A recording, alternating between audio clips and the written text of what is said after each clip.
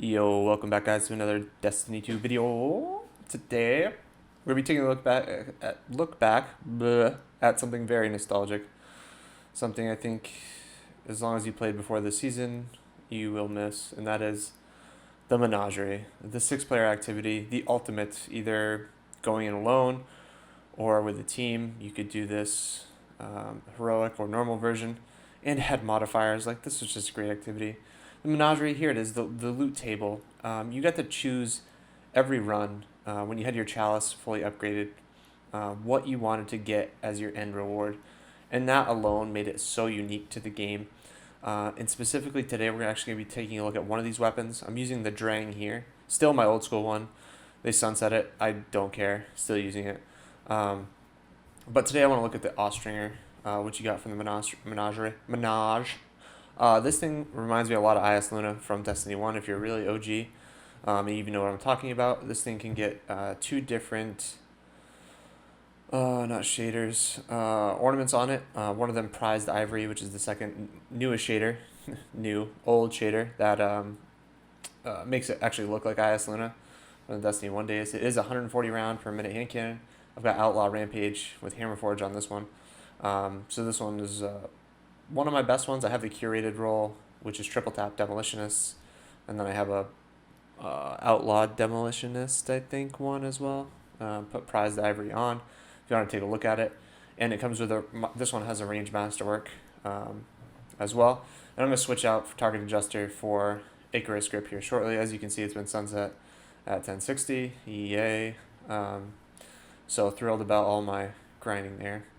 I'm going to pair it with the Seraph shotgun. Seraph Marif, Harif Darif. I tried to exclude my deaths out of this gameplay, but 140 round per minute hand cannons. This is one of the few. Granted, it's not like in the game as far as not being sunset, but 140 round legendary that still, in my opinion, is top tier. The main thing I noticed about this hand cannon, and the reason I want to make a video on it, one, I'm just a little bit biased because I absolutely love the activity and this weapon. It still feels super snappy. It feels really good and easy to get hits with. That's why I'm decided to take it out of the old vault and give it a go here in the Crucible. Now, this is just one particular game. This might be the first or second game with it. It's not a hodgepodge of like amazing clips or anything like that. It's got really good range. I did notice because I've been using a 110 so much that it's got some range fall off to it, whereas those 120s don't. Those 120s just absolutely map. I mean, you can trust them at almost any range, which I've just unfortunately gotten used to. So going back to this, I did notice the range fall off on 140s quite a bit, but I also noticed that rate of fire, and it felt pretty good to be able to utilize. Here I'm just running Stasis Titan with the Dune Marchers. Excuse my phone in the background. Captain Zone. Now, I know this weapon is sunset, but I'm the type of player, and I think many others are as well. Like, when they do bring a six-player activity back, whether it's something like the Sundial, Menagerie, six-person strikes, whatever they end up bringing back, I'm gonna be all for it. I'm fine if they start bringing stuff back into the game, even though they've instituted this new sunset rule. Mainly because now they've set parameters. Before it was kind of like, oh, these weapons will last forever. And now I will chase them knowing that they're going to be in the game for so long, so once I get a roll, I'll use it. And I say that because I fell into the trap of getting like a really good roll on a weapon, and then I would put it in my vault, or I would get a few good rolls, and I wouldn't necessarily like think them through, if that makes sense, into my loadout. I would just keep using the same thing, even if I got a brand new weapon. I don't know why, but I know other players that do this as well. And before I knew it, the gun was sunset, and this is a prime example. I wanted to use this gun for everything, and now unfortunately I can't. So it was a little bit nostalgic just taking it out of the vault and just reminding me of the 100 plus Menagerie runs that I did in order to get this, plus many other weapons. Now, just to chat about the Menagerie really quick, one of the cool things about it, granted, you could choose the masterwork you wanted on a specific roll that you got at the end. Yes, that was cool. But you could not only get specific weapons that were for the Menagerie, but you could also roll older weapons or worldly drops, I should say, such as the Duskrock Blues, shotgun people wanted. That was in that loot pool. so you could go after it and also choose what masterwork you wanted on it as well, which was pretty cool.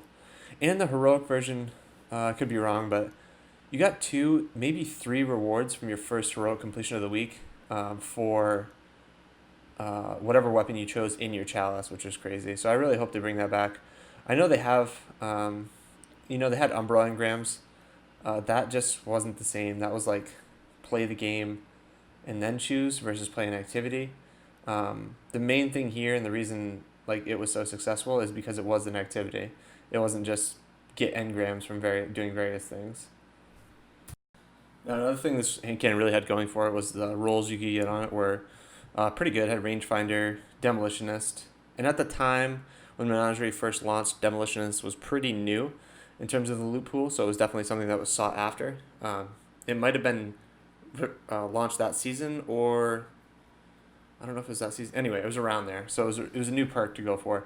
That with some others as well, which made it just that much more engaging of an activity, and felt rewarding afterwards. I mean, they really put a lot of time into the Menagerie, and just the versatility of the Leviathan in general, I was impressed with. But that's kind of getting off topic here a little bit. This pairing, this one, it's a 140 RPM hand cannon, but this felt good with a sniper, which I used in a couple games after this, and a shotgun. You could use a fusion if you want. You could really pair it with anything. And the 140 brings nice versatility to the table in terms of PvP here, just because you have the range option if you want it, or you could hip fire it if an enemy gets too close. I think Destiny has the opportunity, just talking about sunset weapons, and this would kind of break the mold, but I think in a good way, is that bring an item into the game, whether it's a token you acquire once per season or something, that allows you to choose one item that's sunset and bring it up to the current light cap, or make it sunset proof for a year, you know what I mean? Which is currently how it is with weapons you get today. They're good until 1410 power cap, until the year from now, next season. So something like that with an opportunity to bring back old weapons. I don't think they'll do that, just given the route they've taken so far. It looks like we're going to go with quote unquote new content to some degree with recycled weapons, which is fine. It's just kind of this we're kind of trapped in that cycle right now, and I'd like to see them really do something big just to break it from it. I don't know what it's going to be. People keep calling for like a horde mode for PvE, attached to some sort of loot table. I'd be fine with that. I really think whatever activity they bring in order to bring some of these weapons back, because they inevitably will, they'll be like, oh, it's been a while, let's introduce the Austringer back into the loot pool, that they have to also add modifiers into the activity. Just playing, I forget what it is, it's not strikes, but it was the Forges is a great example. If you ever did the Black Armory, there was no reason that shouldn't have had modifiers. That had great potential to have modifiers, but no, it was just plain Jane Forges, which was fine, but it just seemed like a missed opportunity. They were already in the game, and that alone, like modifiers can be pros or cons, just like Nightfall. So that alone presents two different opportunities for difficulty.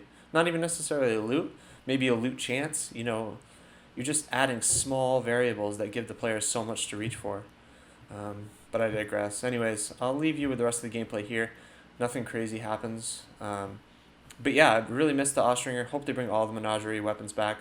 Honestly, I hope they bring the activity back. I would love to see it again. Let me know what you guys think in the comments below. Drop a like on this video if you did like it. And I'll see you guys in the next one. Thanks for watching.